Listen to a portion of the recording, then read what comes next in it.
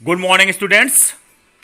कल हम लोगों ने इस सवाल का जर्नल लेखा कर लिया है। अच्छा, तो सिचुएशन जो इस सवाल का था वह क्या था? वह है जब ख्याति की राशि फर्म में बनी रहती है, जिसका अर्थ ये होता है कि जो नया साझेदार फर्म में प्रवेश करता है और ख्याति की राशि लाता है वह फर्म में बनी रहती है, जिसका मतलब ये है कि पुराने साझेदार इस ख्याति की राशि को फर्म से नहीं निकालते हैं। तो इस सवाल के अंतर्गत जो पुराने साझेदार हैं वह राम और श्याम हैं और मोहन फर्म में प्रवेश कर रहा है। वह अपनी पूंजी के लिए 3,000 रुपये ले आता है और ख्याति के लिए 2,000 रुपये लाता है, जिसकी हम लोग जर्नल एंट्री कर चुके हैं। एक बात यहाँ ध्यान देनी है कि कल हम लोगों ने जर्नल एंट्री करते वक्त दो विशेष बातों पर ध्यान दिया था। पहला, प्रीमियम अकाउंट, दूसरा रीवैल्यूएशन अकाउंट। तो प्रीमियम अकाउंट्स मतलब कि जो नया साझेदार आता है, फर्म में प्रवेश करता है, वो अपनी ख्याति फर्म में ले आता है, जिसे पुराने साझेदार अपने जो अनुपात है, कौन सा अनुपात, जो प्रश्न में दिया गया है, इस अनुपात में आपस में बांट लेते हैं। यदि प्रश्न में यह सूचित न किया गया हो कि वह ख्याति की राशि को निकालेंगे तो वह राशि फर्म में बनी रहती है।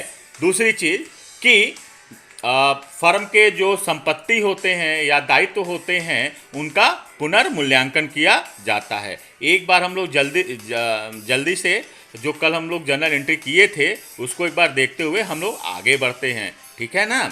तो ये सवाल है, आप लोग इसको देख लीजिए, ठीक है? तो इसके बाद जो हम लोग कल जर्नल एंट्री लगाए थे उसको भी जल्दी से जल्दी देखते हुए हम लोग आगे बढ़ते हैं, ठीक है? तो सबसे पहले जो जर्नल एंट्री हुई थी, ख्याति की राशि और नए साझेदार द्वारा पूंजी की राशि नगद लाने पर। तो उसके लिए जो जर्नल लेखा क्या मतलब हम लोग कल किए थे, क्या किए थे? कैश अकाउंट दिया टू जो नया साझेदार है मोहन है, तो कैश अकाउंट दिया to Mohan's capital account to premium account being capital and premium brought in. दूसरा था प्रीमियम की राशि को पुराने साझेदार आपस में बांट लेते हैं। तो उसके लिए जो लेखा किया गया था, प्रीमियम अकाउंट दिया to Ram's capital account to Shyam's capital account being premium credited to old partners capital account, ठीक है? इसके बाद जो संपत्ति का मूल्य घट चुका था, मतलब प्रश्न में दिया गया है कि स्टॉक तथा फर्नीचर पर क्रमशः 4% और 10% ह्रास लगाया जाएगा और संदिग्ध ऋण के लिए विविध देनदारों पर 5% संचित किया जाएगा।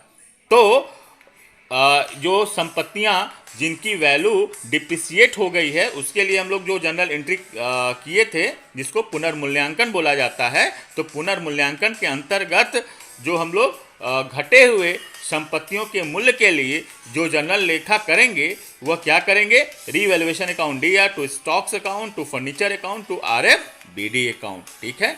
अब बढ़े हुए संपत्तियों के लिए जो लेखा कल हम लोग किए थे वो क्या किए थे? बिल्डिंग्स जो कि 1,000 रुपये से बढ़ा था, तो उसके लिए जो लेखा हुआ था वो हुआ था बिल्डिंग्स अकाउंट दिया to revaluation account being assets appreciated.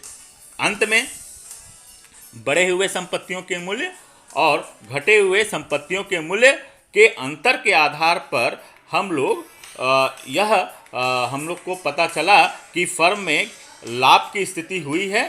तो जब फर्म में लाभ होता है तो स्वाभाविक है कि उसे जो साझेदार हैं वो आपस में बांट लेते हैं। लेकिन जो नया साझेदार है वो तो अभी अभी आया है, तो इसका मतलब जो रीवैल्यूएशन पर जो लाभ होगा उसे कौन बांटेगा? पुराने साझेदार ही बांटेंगे। तो उसके लिए जो हम लोग जर्नल लेखा किए थे वो किए थे रीवैल्यूएशन अकाउंट दिया to Ram's capital to Shyam's capital being profit on revaluation. ये कल आप लोगों को विधिवत और अच्छे ढंग से पढ़ाया जा चुका है, और यदि आप लोग को कोई डाउट है तो आप लोग इसके पहले भेजे गए वीडियो को एक बार देख लीजिएगा, जिससे कि आपकी जो समस्या होगी वह संभवतः बहुत हद तक सॉल्व हो जाएगी। इसके बाद हम लोग इसी प्रश्न का लेज़र हम लोग बनाएंगे, उसको हम लोग देखेंगे। तो सबसे पहले जो लेज़र बनेगा वो किसका बनेगा? रीवैल्यूएशन अकाउंट्स का। रीवैल्यूएशन अकाउंट मतलब कि पुनर्मूल्यांकन खाता। तो इसके अंतर्गत जब हम लोग रीवैल्यूएशन का जब लेखा करेंगे तो लेज़र में हम लोग क्या करते हैं, सबसे पहले लेज़र के लिए जो हम लोग कॉलम खींचते हैं तो उसको हम लोग खींच लेंगे। इसमें डेट होता है, पर्टिकुलर होता है, जेएफ होता है, अमाउंट्स डेबिट होता है। उसी प्रकार क्रेडिट में date, particular, JF, amount, credit, ठीक है ना। तो रीवैल्यूएशन अकाउंट में हम लोग करते क्या है? रीवैल्यूएशन में बढ़ी हुई संपत्तियां और घटी हुई जो संपत्तियों का मूल्य होता है उसके अंतर से हम लोग यह निकालते हैं कि फर्म में पुनर्मूल्यांकन से लाभ हुआ है कि हानि। तो आप लोग देख सकते हैं जो संपत्तियों का मूल्य घटा है वह किसका किसका कौन सी संपत्तियां हैं? वह है स्टॉक, फर्नीचर, आरएफबीडी। तो इन संपत्तियों का मूल्य घटा है, जिसको कि डेबिट पक्ष की तरफ दिखाया जाएगा। अच्छा, और जो संपत्तियां, जिन संपत्तियों का मूल्य बढ़ चुका था या बढ़ चुका है उसको क्रेडिट पक्ष की ओर दिखाया जाएगा। तो इसके लिए जब हम लोगों ने जनरल एंट्री किया था तो वो क्या किया था, उस पर एक बार ध्यान दिया जाए। जिस संपत्तियों का मूल्य घट जाता है उसके लिए हम लोग जो जनरल एंट्री करते हैं वो क्या करते हैं? Revaluation account DR, to stocks account, to furniture account, to RFBD account, ठीक है ना। तो उसको आप to stock, to furniture, to RFBD debit पक्ष की तरफ, और जिन संपत्तियों का मूल्य बढ़ता है उस वैल्यू को आप क्रेडिट पक्ष में दिखाते हैं। उसके लिए जो जनरल एंट्री होती है वह क्या होती है? Buildings account debit to revaluation account. तो बाई बिल्डिंग क्रेडिट पक्ष की ओर चला जाएगा। तो जो संपत्तियों का मूल्य बढ़ा है तो उसको आप क्रेडिट में दिखाएंगे। तो बिल्डिंग का मूल्य बढ़ा है तो बाई बिल्डिंग को आप क्रेडिट पक्ष में दिखाएंगे। बिल्डिंग का कितना मूल्य बढ़ा है? 1000 रुपये। और स्टॉक, फर्नीचर और आरएफबीडी का जो मूल्य उसके वैल्यू में जो कमी हुई है वह क्रमशः 80 और 150 रुपये उनके सामने दिखाया गया है, ठीक है। उसके आधार पर आप लोग इसका बैलेंस निकालेंगे। तो बैलेंस कितना निकला था आपको याद है ना? तो एक बार हम लोग देख लेते हैं पीछे जाके। देखिए, इसके लिए हम लोग जो बैलेंस निकाले हैं वह निकाले हैं कितना? पुनर्मूल्यांकन से लाभ होने पर। तो उसके लिए जो जर्नल एंट्री की गई है वह की गई है revaluation account DR, to Ram's capital account, to Shyam's capital account, ठीक है। तो बैलेंस निकाला गया है 690 रुपया, ठीक है ना। जो डेबिट साइड का जो टोटल आया है वो आया है 310 रुपया, और क्रेडिट साइड का जो टोटल जो है उसमें तो बिल्डिंग है कितने से? 1000 रुपये से। तो उसको घटाने के बाद जो बैलेंस आएगा वो आएगा 690 रुपया। और 690 रुपये को हम लोग कल बांट चुके हैं। तो राम्स को कितना मिलेगा 690 में से? देखिए 414 रुपया, और श्याम को मिलेगा 276 रुपया, जिसको आप लोग घर पर निकाल चुके होंगे, मैं ऐसा समझता हूँ, ठीक है। तो अभी आप देख लीजिए कि क्रेडिट में जो बैलेंस है उसका जो लाभ हुआ है रीवैल्यूएशन से, जो प्रॉफिट हुआ है उसको, उसमें से राम्स के कैपिटल अकाउंट में 414 रुपये को हस्तांतरित किया गया है, और श्याम्स के कैपिटल अकाउंट में 276 रुपये को हस्तांतरित किया गया है।